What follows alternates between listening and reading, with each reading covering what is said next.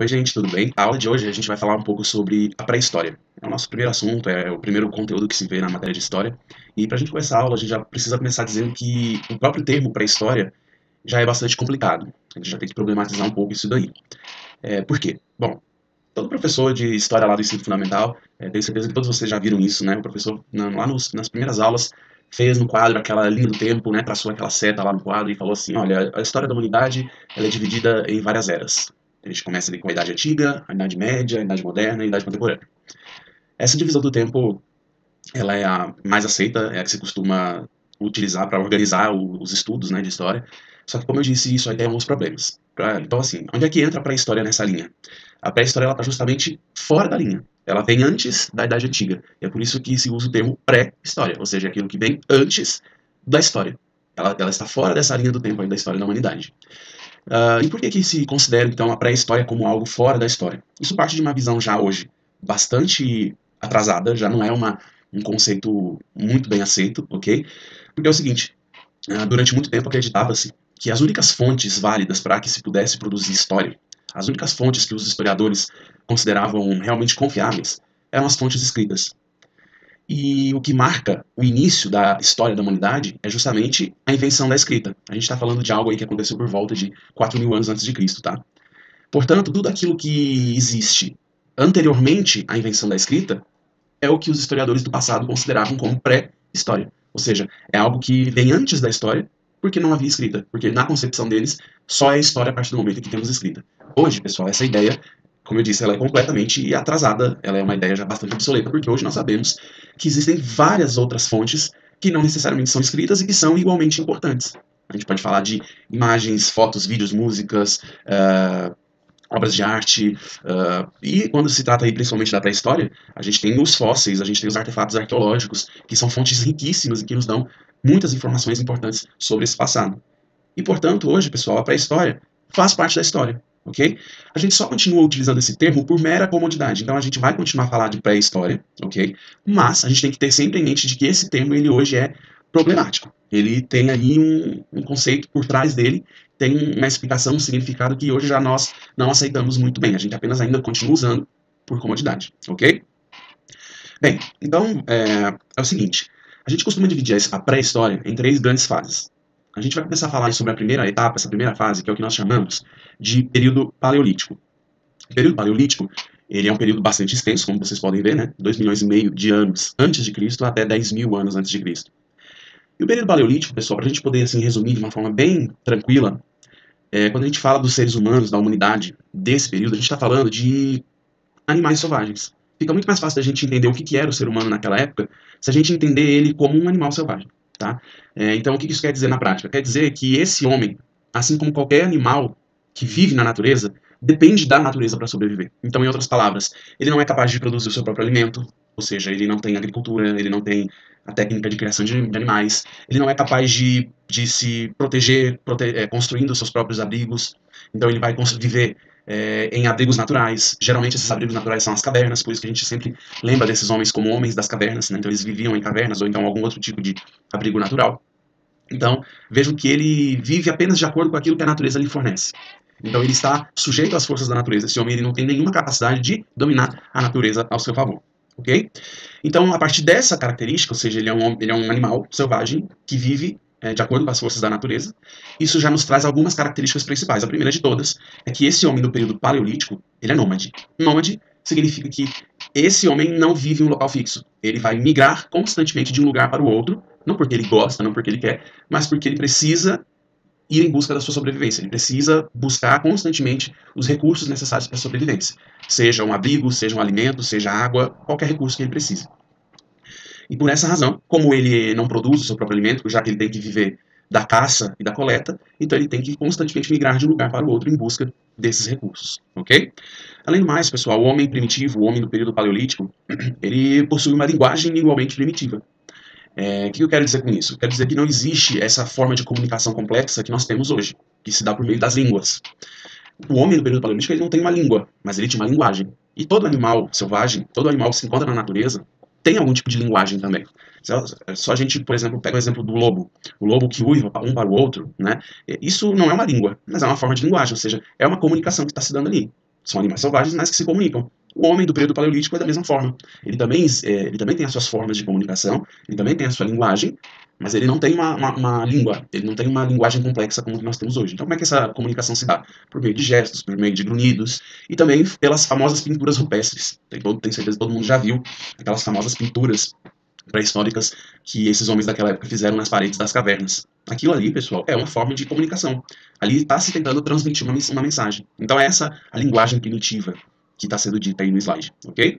E por fim, pessoal, o período paleolítico ele também pode ser chamado de período da pedra lascada. Por que isso? Porque quando a gente olha para os vestígios dessa época, a gente observa que as ferramentas que os homens dessa época utilizavam eram ferramentas feitas de pedra bruta ou pedras lascadas. Ou seja, você não vai encontrar, por exemplo, um machado dessa época, uma ferramenta elaborada que passou por um processo de produção, nada disso. Se você for encontrar alguma coisa, vai ser, por exemplo, uma simples pedra que foi grossamente afiada, ou que ela simplesmente foi quebrada no meio para ficar pontiaguda ou algo do tipo, e a partir dessa característica ela vai ser usada como uma ferramenta. Mas vejam que é uma ferramenta extremamente simples, né? Uma ferramenta limitada, você não pode fazer muitas coisas com isso. Então essas ferramentas de pedra bruta ou de pedra lascada, é por essa razão que a gente também pode dar esse nome aí ao período paleolítico, período da pedra lascada, tá bom? E essas ferramentas mais simples, mais primitivas, elas nos mostram ainda então que esses homens eles ainda estão num estágio da evolução muito incipiente, eles ainda não são capazes de desenvolver tecnologias muito avançadas. E é justamente essa falta aí de tecnologias avançadas que faz com que esses homens sejam sujeitos às forças da natureza. É por isso que eles ainda são, nômades, é por isso que eles ainda dependem muito da caça e da coleta, ok? Agora, se a gente for considerar o primeiro grande avanço aí da história da humanidade, a primeira grande tecnologia a ser dominada por esses homens, é justamente o fogo. O fogo, pessoal, parece algo totalmente simples para nós hoje, né? Mas o fogo, a partir do momento em que esses homens dominam o uso do fogo, eles vão dar um salto na evolução muito grande. Essa nova tecnologia vai fornecer várias maneiras diferentes desses homens sobreviverem. Eles aumentam a chance de sobrevivência deles. Então eles agora também são capazes de dominar pelo menos um pouquinho mais a natureza ao seu favor. Por que isso, pessoal? Pensa comigo, o fogo, ele nos dá várias novas... o fogo vai ter várias utilidades para esses homens. O fogo serve para aquecer, o fogo serve para cozinhar os alimentos, o fogo serve para espantar os predadores, o fogo serve para matar também, né, como uma arma, o fogo serve para iluminar a noite no escuro. Então, isso vai facilitar enormemente a vida desses homens. É por isso que, então, a descoberta do fogo, que ocorre por volta de 500 mil anos antes de Cristo, vai ser aí um grande avanço para a vida da humanidade daquela época, ok? Agora dê uma olhada nessa imagem que eu coloquei aqui, porque ela resume muito bem tudo isso que eu acabei de falar. Essa imagem parece uma imagem simples, mas ela é riquíssima em detalhes, que mostram exatamente o que era o período paleolítico. Se você observar, por exemplo, ao fundo, a gente tem ali um grupo de homens caçando um mamute, né? Isso mostra, então, para nós que uma das características desses homens do período paleolítico era a caça. Eles dependiam muito, então, da caça para se alimentar. Ao mesmo tempo, a gente tem também ali duas mulheres com crianças no colo que estão colhendo frutinhas ali de um arbusto, né, ou algo do tipo, o que mostra também que nós temos não só a caça, como a coleta de alimentos. Essa coleta ela era coleta de frutas, de vegetais, de legumes, de raízes, né, tudo que fosse considerado alimento para esses homens. Agora a gente já observa ali também que esse grupo de homens do período paleolítico já também dominam o fogo. A gente pode observar ali uma fogueira, né, que está sendo utilizada por esse grupo, ok? Mas ao mesmo tempo a gente observa que eles vivem numa espécie de, eu não sei se aquilo ali é uma caverna ou se é uma tenda, né, onde eles estão ali abrigados, mas isso mostra para nós que muito provavelmente eles são nômades, porque eles claramente estão em um tipo de abrigo provisório, ok? Então esses homens são com certeza nômades. E por fim, o meu rosto ali está escondendo um pouco, mas a gente observa um homem ali no canto que claramente está utilizando um pedaço de pedra como ferramenta para fazer alguma coisa. Mas a gente pode ver que é simplesmente um pedaço de pedra, né? Não é nenhuma ferramenta sofisticada, nada do tipo. Então, isso também é a prova cabal de que essa imagem representa aí o homem do período paleolítico, ok? Agora, após o período paleolítico, pessoal, a gente entra numa outra fase que a gente vai dar o nome aí de período neolítico, tá? O período neolítico, a gente já vai observar vários outros avanços em relação à humanidade. A gente tem também, a partir do período neolítico, o fim do chamado período glacial. O período glacial, mais conhecido como a Era do Gelo, né, é um momento ali da história em que a Terra passou por um resfriamento muito grande, muito intenso, o que fez com que várias regiões do planeta se tornassem inabitáveis. Eram territórios muito frios, onde a escassez de alimentos era muito grande. Então, isso fez com que, o período glacial fez com que os seres humanos pudessem ocupar apenas algumas regiões muito restritas do planeta Terra. E isso, claro, limitava as chances de sobrevivência desses homens, né? Agora, quando você tem o fim do período glacial, então, agora, esses homens vai ser possível para que esses homens possam ocupar outras regiões do planeta Terra E também vai facilitar, vai aumentar as chances de sobrevivência desses homens. O período neolítico ele é marcado por uma transição muito forte, nesse sentido que eu falei para vocês antes, de que os homens eram animais selvagens que viviam sujeitos às forças da natureza.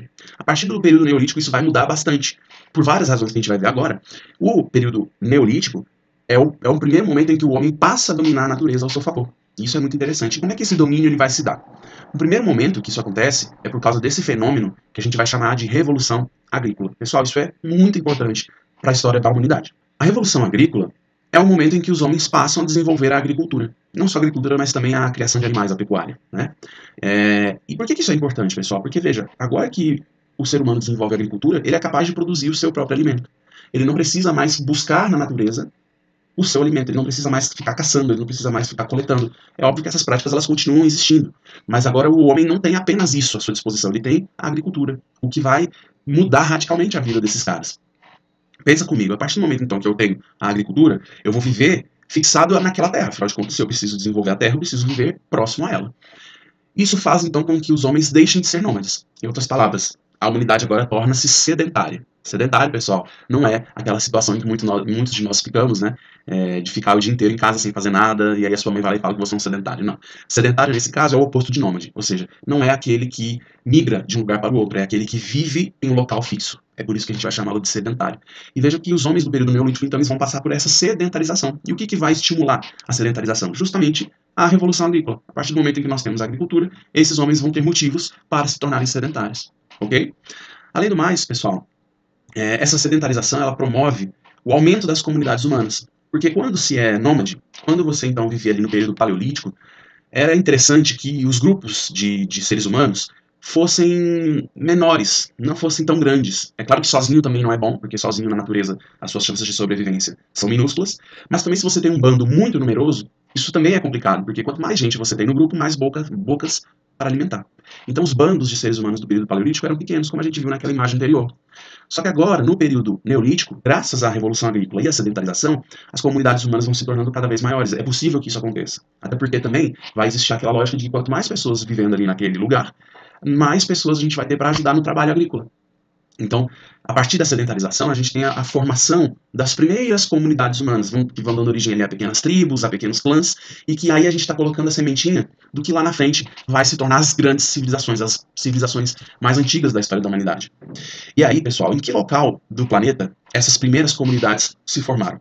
Os locais mais antigos que a gente tem notícia, aí das primeiras comunidades humanas, elas surgem na região do que nós chamamos de Crescente Fértil, onde hoje ele corresponde a boa parte do Oriente Médio, a região do Vale do Indo, onde hoje é a Índia, e a região ali também do Rio Amarelo, que pega ali uma parte do que hoje seria a China, ok?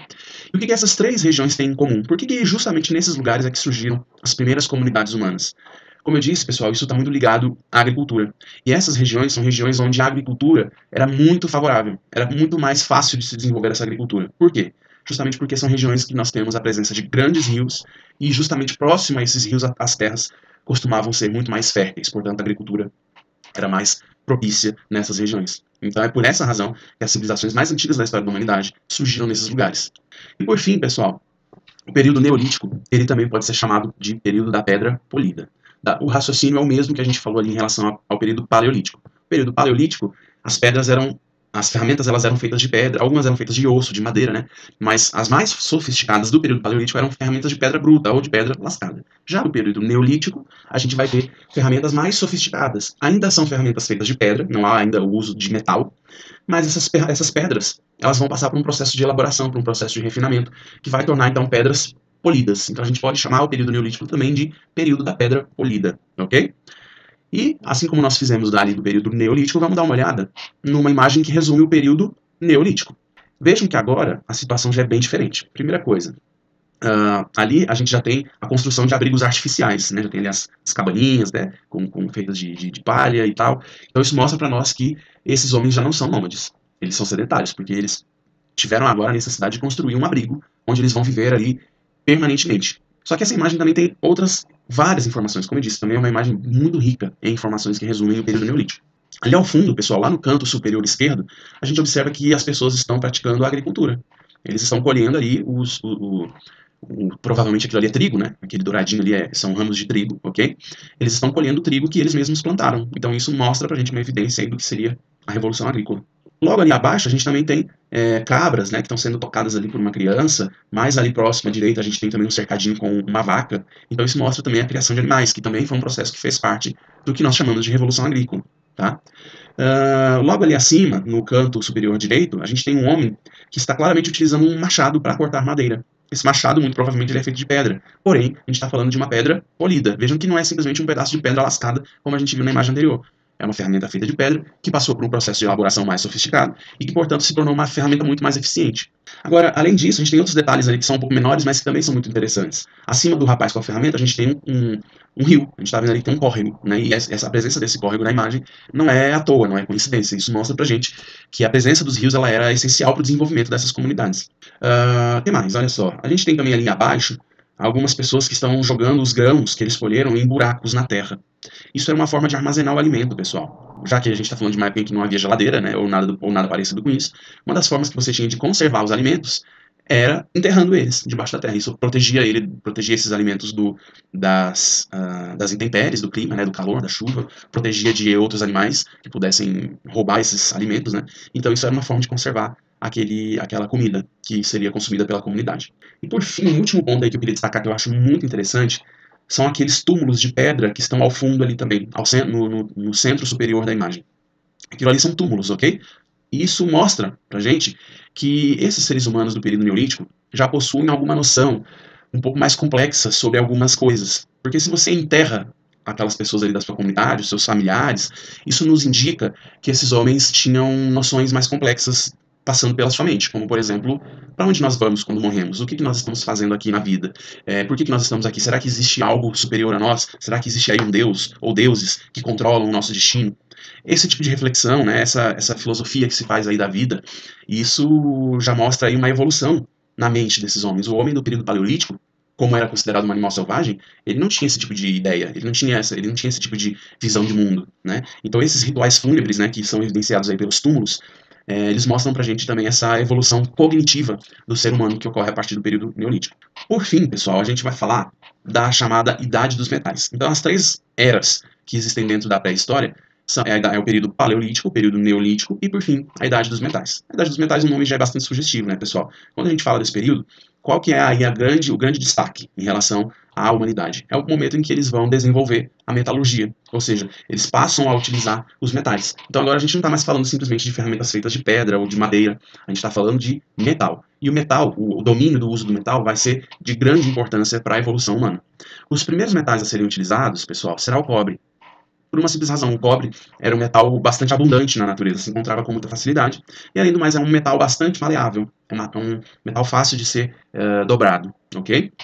Porém o cobre não é um metal muito resistente, então mesmo sendo aí um avanço em relação ao que a gente tinha antes, né, no período neolítico e do paleolítico, o cobre não era um metal que pudesse ser utilizado em muitas situações, porque ele era um metal bastante frágil.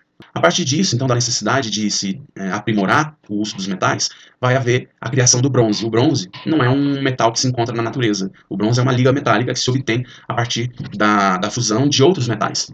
O bronze, ao contrário do cobre, ele já é um metal muito mais resistente, que pode ser usado em outras situações mais complexas, mas ao mesmo tempo é um metal que também não é de difícil manuseio. É só no último momento que passa a se utilizar também o ferro. O ferro, aí sim, né, pessoal, o ferro é um metal bastante resistente, ok? Mas que, inclusive, os seres humanos até tinham algum conhecimento sobre esse metal, mas que não havia tecnologia ainda suficiente para manusear um metal que era considerado tão duro. É só mesmo já no último momento, aí, já no final da Idade dos Metais, que isso se torna possível. Quando a gente fala da Idade dos Metais também, pessoal, existe um outro destaque que é em relação à Revolução Urbana. A gente viu que no período neolítico ocorre a Revolução Agrícola, e essa Revolução Agrícola ela vai continuar evoluindo, vai também aumentando o número das populações, as comunidades vão se tornando cada vez mais numerosas, a agricultura vai se tornando cada vez mais importante, e isso gera uma outra revolução que é a chamada Revolução Urbana. Ou seja, agora, além dessa questão da agricultura, a gente tem também o surgimento das primeiras cidades. As cidades, pessoal, elas vão surgindo por várias razões. As principais a necessidade de comércio. Então, agora que a agricultura se tornou mais bem desenvolvida, agora esses homens eles são capazes de produzir até mesmo excedentes agrícolas, né? Eles conseguem produzir mais do que aquilo que eles consomem, a gente tem aí o surgimento do comércio. Ou seja, eu vou, muitas vezes, trocar aquilo que eu produzo por outros produtos que eu não tenho. É aí que surge a necessidade do comércio. E esse comércio, muitas vezes, para que ocorresse, necessitava aí de você criar um ponto de encontro entre as pessoas que querem comprar e as pessoas que querem vender. É nesse contexto que muitas vezes surgem as cidades, ok? Além disso, pessoal, à medida em que as comunidades humanas vão se tornando cada vez maior, vai havendo a necessidade de uma organização política. A Idade dos Metais, pessoal, ela é muito importante porque é onde surge pela primeira vez a noção de Estado. Então vai havendo aí uma organização política em torno dessas comunidades que agora dependem de um Estado para que elas pudessem ser regulamentadas, para que elas pudessem ser melhor organizadas em prol daquelas pessoas que viviam ali. E a cidade também tem tudo a ver com isso. A cidade muitas vezes vai se tornar então a sede daquele Estado, vai se tornar ali o local onde esse Estado vai governar. É ali onde surgem também, claro, os primeiros governantes, a figura dos reis, né? Então a Idade dos Metais ela também é muito interessante nesse sentido. À medida que nós temos o uso dos metais, pessoal, nós vamos ter também um avanço da tecnologia militar, naturalmente. Né? Agora as armas vão se tornar muito mais mortais, muito mais eficientes. Além disso, também vão se passar a utilizar armaduras que agora vão ser feitas de metais. Então, junto com a idade dos metais, a gente tem um aumento significativo nas guerras. Né? Essas guerras, elas muitas vezes elas eram motivadas pela disputa por territórios, né? Terras que eram justamente utilizadas para a agricultura. E agora que você tem um Estado já minimamente organizado, com uma comunidade já bastante numerosa, com uma população alta, essas guerras, como eu disse, vão se tornando cada vez mais complexas. Agora a gente tem a formação de grandes exércitos, munidos de armas e de armaduras feitas de metal, lideradas por um governante. Não que guerras não existissem antes, né, pessoal? Mas agora que a gente tem a noção de Estado, o avanço da tecnologia, essas guerras vão se tornar cada vez maiores e cada vez mais frequentes. E junto com a questão das guerras, a gente tem a escravidão. É importante a gente perceber isso, tá, pessoal? A escravidão e a guerra são coisas que andam juntas. Porque quando a gente está falando aí desse período, pré-história, antiguidade, a gente está falando de escravidão não no sentido racial. A escravidão da pré-história, a escravidão na Idade Antiga, que a gente vai ver posteriormente também, ela não se dava por questões raciais. O escravo não era escravo porque ele era negro, porque ele era africano, como ocorreu aqui no caso do Brasil, por exemplo. Né? A escravidão ela se dava em decorrência da guerra. Ou seja, você era escravo porque você era um prisioneiro de guerra. O exército chegou, invadiu ali a sua cidade, invadiu as suas terras, aqueles que resistiram foram mortos, e você que sobreviveu agora vai ser feito prisioneiro. E agora que você é prisioneiro, você vai ser levado por esses inimigos e você será vendido como escravo. Então veja que não importa se esse cara é negro, se esse cara é asiático, se esse cara é indígena, não é esse o critério. O critério é, você é um prisioneiro de guerra, portanto agora você vai ser um escravo. Ok? Não existe a noção racial quando a gente está falando dessa escravidão antiga. Isso é muito importante, tá, pessoal? E aí, para manter o nosso padrão, vamos dar uma olhada na imagem aí que representa a idade do metal. A gente está falando de uma comunidade muito maior, muito mais bem organizada. A gente está vendo aí logo no primeiro plano da imagem o processo de metalurgia, né, da produção dos metais. Tá? A gente está vendo que isso é feito de várias formas, tem várias etapas, é um processo complexo, não é nada simples, né? Mas a gente vê também ali que as casas, as construções, elas já são muito mais elaboradas. A gente vê que agora isso aí é o surgimento de provavelmente de uma cidade, até porque a gente está vendo ali que existem muralhas que estão protegendo essa comunidade, ok? Então essa imagem também reproduz aí muito bem o que eu acabei de falar com relação à idade dos metais, ok, pessoal? Então é isso, pessoal. A pré-história, como vocês podem ver, é um período muito longo. A gente, claro, resumiu aqui da melhor forma possível, para também o vídeo não ficar muito longo, né? Mas espero que vocês tenham entendido. Isso aqui é um breve resumo do que a gente já viu em sala de aula e que eu espero que possa ajudar vocês aí na hora de desenvolver as atividades, na hora de estudar para a prova, tá bom? Então eu vou ficando por aqui, um abraço e até a próxima.